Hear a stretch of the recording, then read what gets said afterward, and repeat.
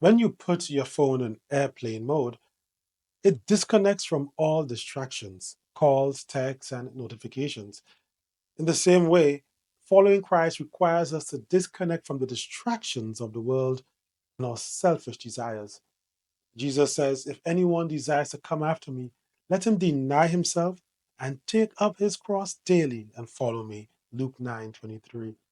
Living in spiritual airplane mode does not mean isolation, but choosing to cut off the noise that competes for our attention so we can clearly hear God's voice and follow his direction. In that stillness, we find renewed strength and purpose. I am Michael Hosford, and may you be filled by God's morning.